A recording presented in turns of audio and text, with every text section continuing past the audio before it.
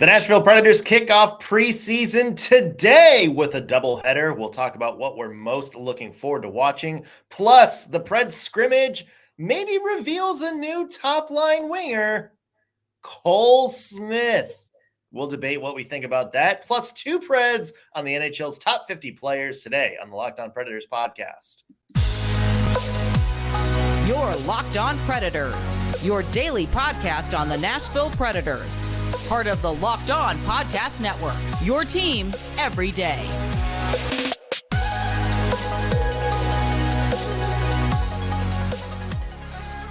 Thank you for making the Locked On Predators podcast your first listen of the day. Every single day, we are your free daily Nashville Predators podcast, part of the Locked On Podcast Network, your team every day. As always, want to start out with a special hello to our loyal Locked On Pred heads out there, the everydayers who tune into every single show. We love you guys. We appreciate the support you give us week after week. I'm Nick Morgan. I'm a writer at Penalty Box Radio, and I have a partner in crime. You do. I'm Ann Kimmel. I'm a writer at the Hockey News. All right, big day, Ann. We have actual hockey tonight. Yes, I know, this is so exciting. And not only do we have one game, the hockey gods are smiling on us, and we get two games. Come on, y'all. Never enough hockey. Today is a good Monday. Good Monday. Yeah, the Preds are going to start out with their traditional doubleheader against Florida. They've done this many years in a row now. I guess just get that Panthers rivalry out of the way early.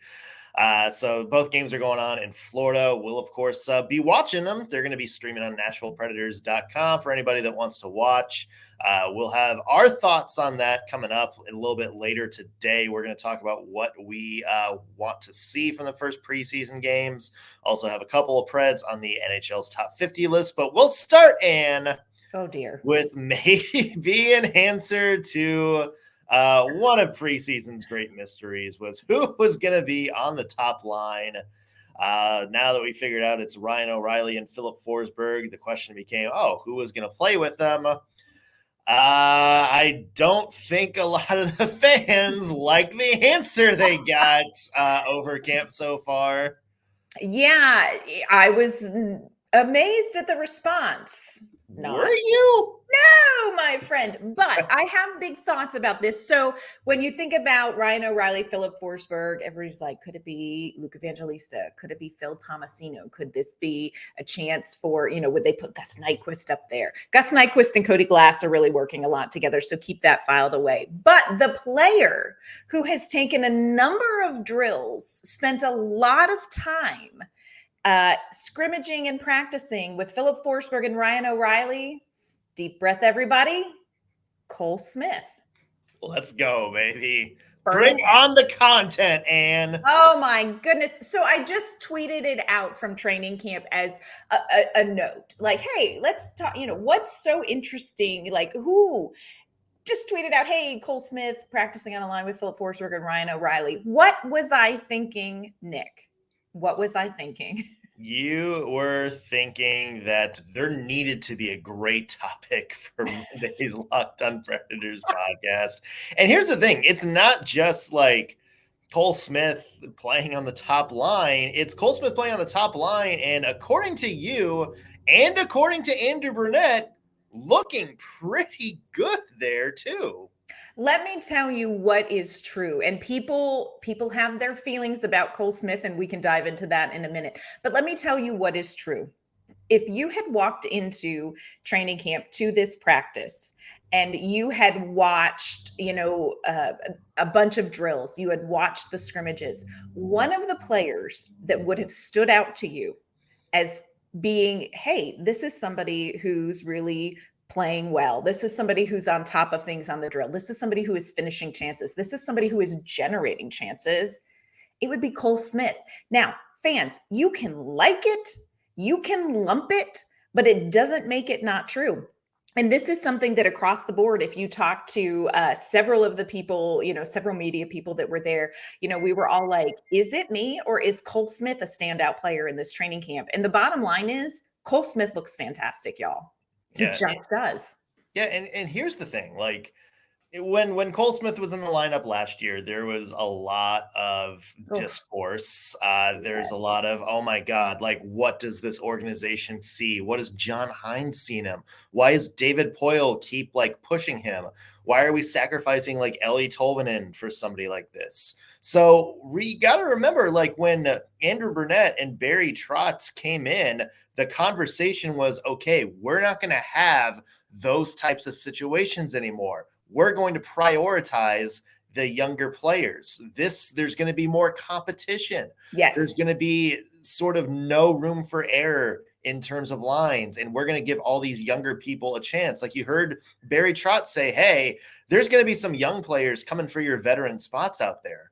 So the fact that Cole Smith is in this brand new system with brand new people in charge, both at the front office and at the coaching level, and the new people see like the same thing that the old people do, that's not like a damning indictment on anybody. That's more of a, what did we miss about Cole Smith? Yeah. Maybe is there something about his game that maybe we're not seeing at the surface level, when we kind of have this discourse. And it seems like Brunette really likes him. It seems like there is some chemistry in terms of just kind of another piece to help open up Forsberg and O'Reilly. And, it's fascinating, and because this really does seem like, okay, like maybe there's something going on here. Yeah. And I agree with what you're saying. I feel like part of what we're seeing in training camp is we're seeing players that we've seen before adjusting to a very different style of play, and not just from John Hines. I'm talking, this is different even from the Peter Laviolette era. This is a very different style of play. And so we're seeing players that have been in this organization for a while looking a little bit differently because they're playing differently. Cole Smith is one of those players. And Andrew Brunette was asked, like, hey, who are some players that stand out to you? And one of the first names he mentioned, Cole Smith. And he's not wrong. I know that everybody has big feelings about this Cole Smith thing and what does he have on David Poile and all those, ha ha ha jokes last season. Let me tell you, Cole Smith looks great, y'all. Cole Smith looks great. He's also put in a ton of work. Like, this is a player who really took stock of what happened last season and said, okay, here are the things that needed to be better in my game. And he has worked on those. One of the complaints is people are like, this is a guy who can't finish. And it did take him a while to get that first goal. He had lots of chances. It took him a little while to get that first goal last season.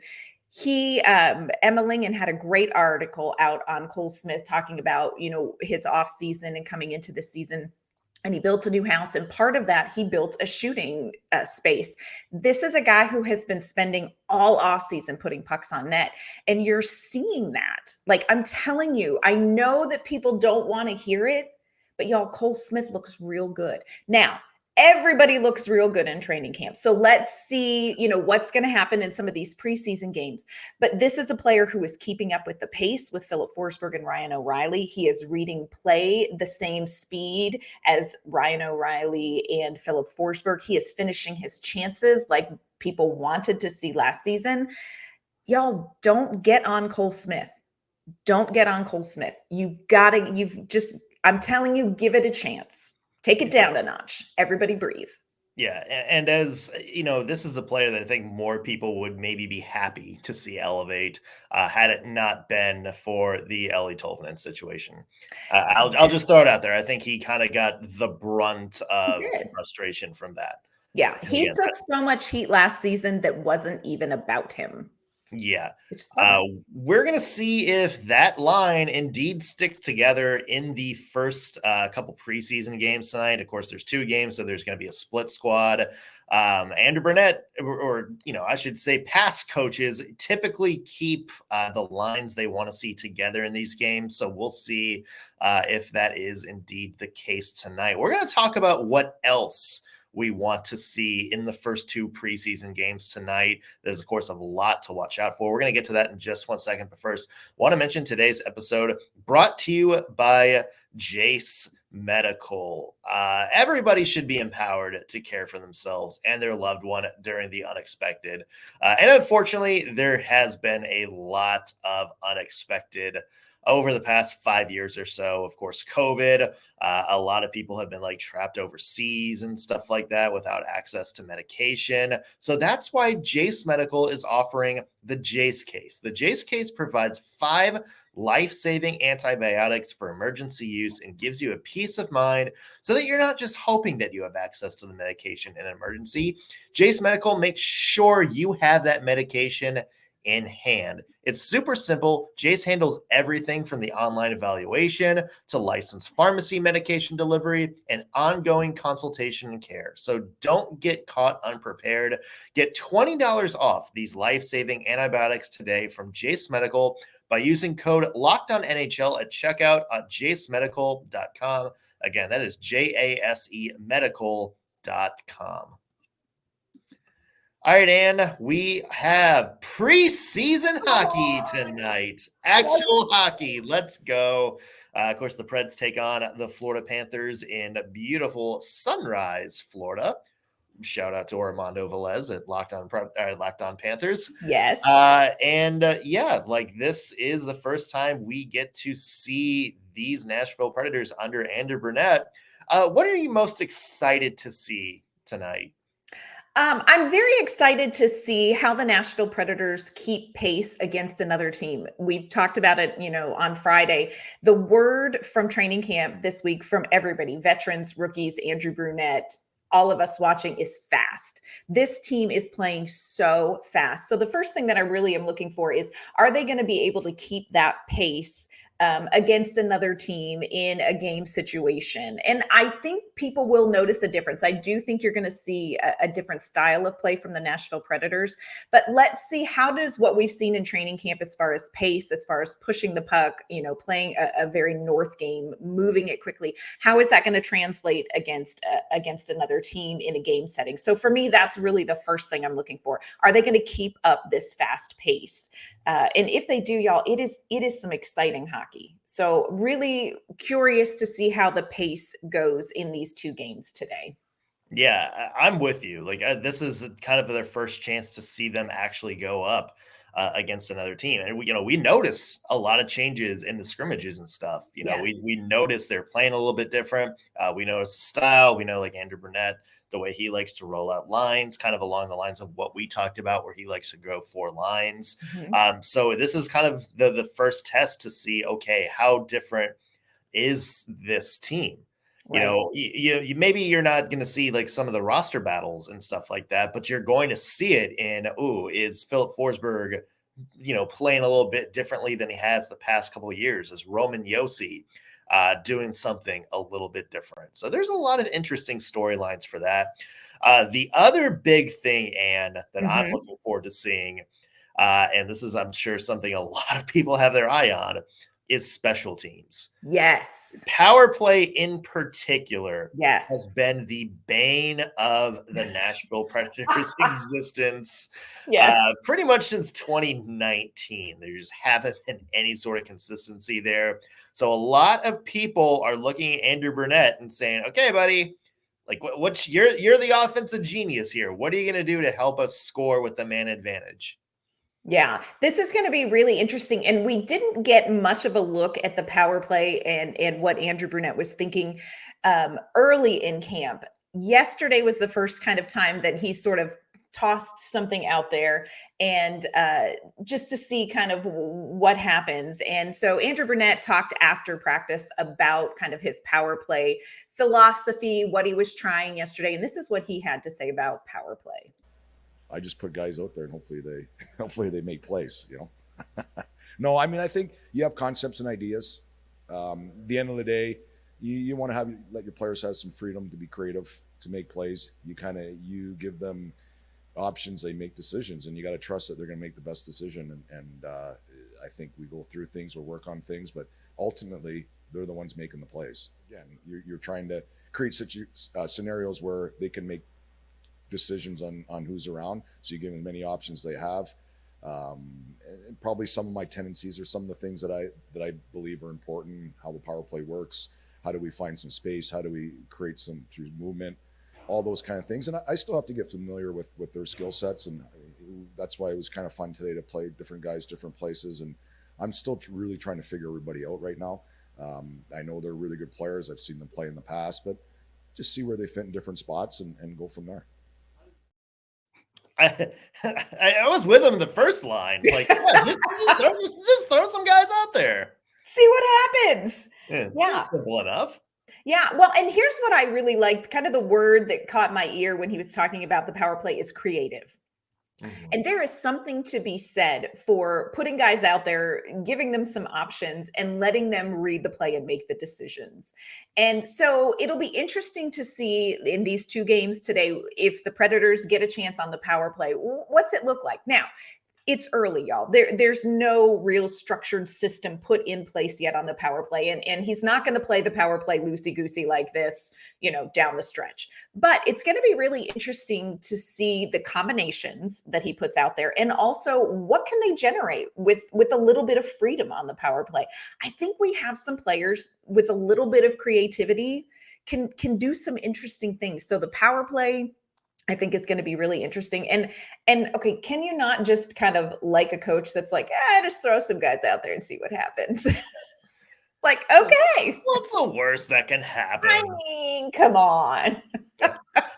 Yeah, but I think that the key word is creativity. Yes. I'm with you. And you saw a kind of lack of creativity in past Preds, power play situations where it was just, kind of get it to this one particular area and do this. But it's also a balance because I don't think that was sort of the situation under John Hines. Mm-hmm. Was it seems like the power play was just, there's a lot of puck movement, a lot of, passing, a lot of people skating and getting into good areas. The problem was just execution. Right. They would make one extra pass that would bounce off a defender's stick and boom, like there's the end of the pressure there. Or, they would get a good look and, shoot it wide or shoot it right into the goal or the logo of the goalie. Right. That to me was kind of the bigger undoing the past couple of years. So to me, it's like, okay, what's the fine balance here? Like, how do you be creative? How do you get movement? How do you sort of get the penalty kill disoriented a little bit, but how do you finish? Like, How do you get creative ways to get just the easiest shots in the world? Right. That to me is going to be like the biggest challenge for Andrew Brunette. Yeah. And it's going to be really interesting to watch personnel wise too, because there are a lot of options on the power play when it comes to a very different looking Predators roster. So who is a player that you're really watching for in these games? Do you have somebody that you're like, okay, this is somebody that I really want to kind of keep an eye on? I would say Phil Tomasino is that guy for me. Yeah. I would say Joakim Kemell too, just because I think he has been maybe a little bit better than we thought. I know. Preseason. Yeah. Somebody that I think now you and I are really talking about. It's like, maybe he's kind of got maybe the best shot of the team. Yeah. In some of these practices. But the thing for Tomasino is, of course, this is his third year since, he got, since he made the team in 2021. Of course, we all know what happened last year. For me, I'm looking at, okay, what did Tomasino learn?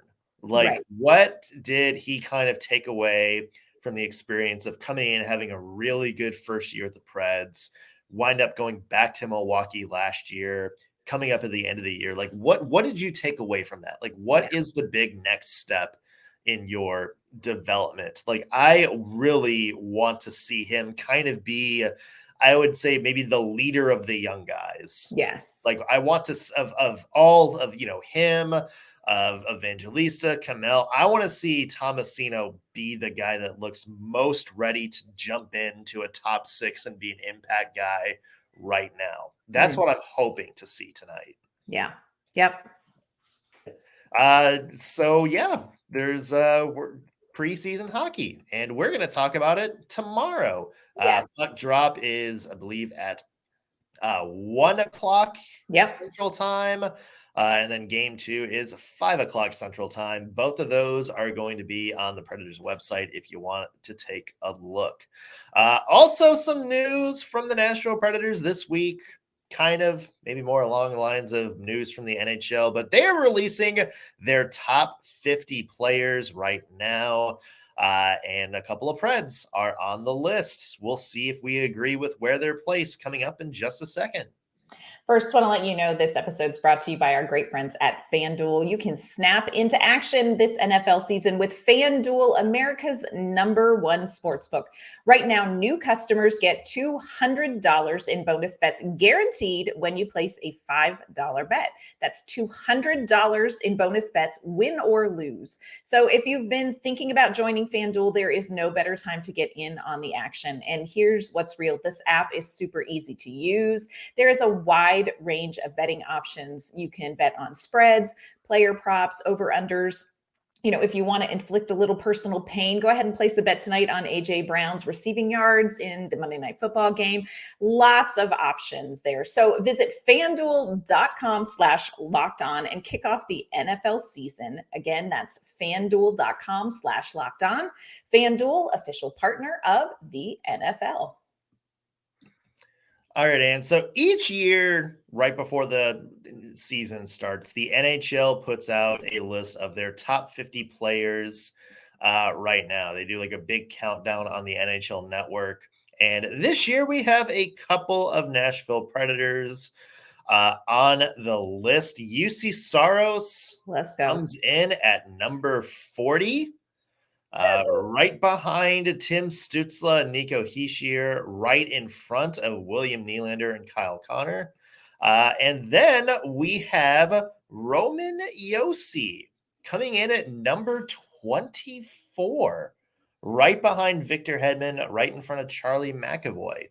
And your thoughts on where these Preds are placed?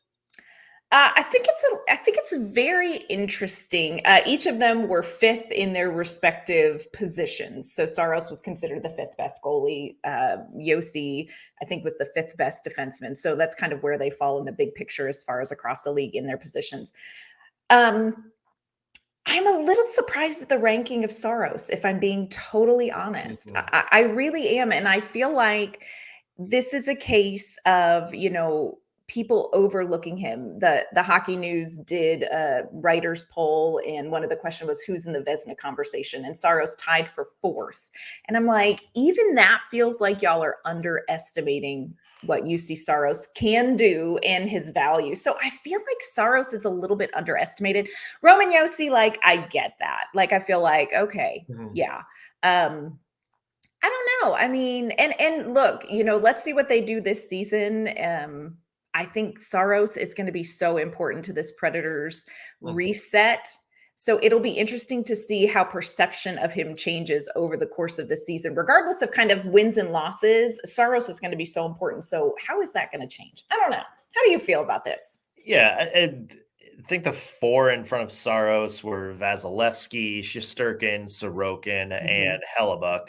Yeah. I would argue maybe Saros should be in front of some of those other guys, especially if you're talking about their play right this very instant. Right. I think Juuse Saros is just one of those, victims of players who, maybe they get a little bit more support. Maybe they get a little bit more defensive help in front of them. And maybe they get, maybe a little bit more scoring help to tilt some wins their way. Yeah. Maybe I think the reputation kind of gets, a little bit more, this is legitimately one of the best goalies in the NHL. Yes. It's funny, and this is no respect to Roman Josi, but if you're having me do this list, I would have said those two are flipped.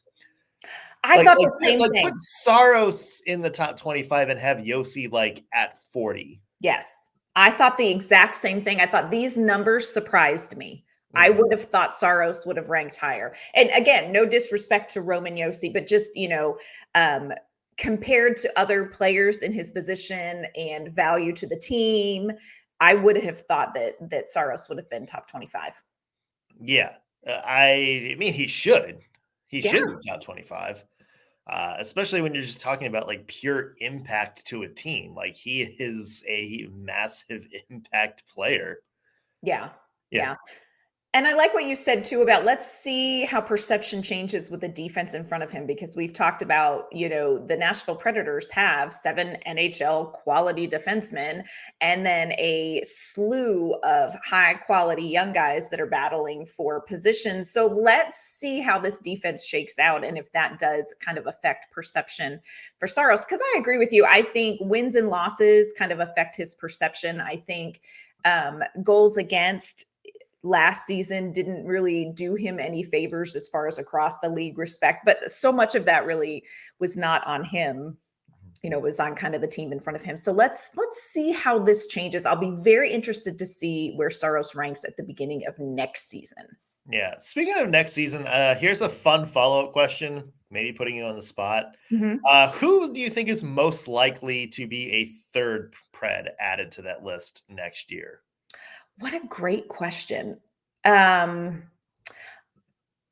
think if you're talking about like veterans and stuff, just the little bit that I've seen, I think Ryan O'Reilly's going to garner some respect. If you're talking about like up and coming, I really think Cody Glass.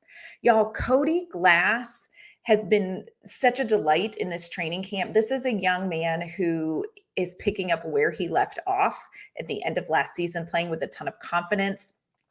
In training camp, he's with Gus Nyquist, Dennis Garyanov. He and Nyquist is a little bit of magic there. And I think Cody Glass, he is finishing on shots. He's playing a lot of stuff. He's playing a lot in net front, which I think is a really great place for him. I think Cody Glass is going to jump in across the league as being like, okay, here is an up and coming two-way player who is going to garner a lot more attention. So, I really think Cody Glass is going to be somebody who's going to start cracking these conversations. Yeah, interesting pick. And I am not completely against you in that.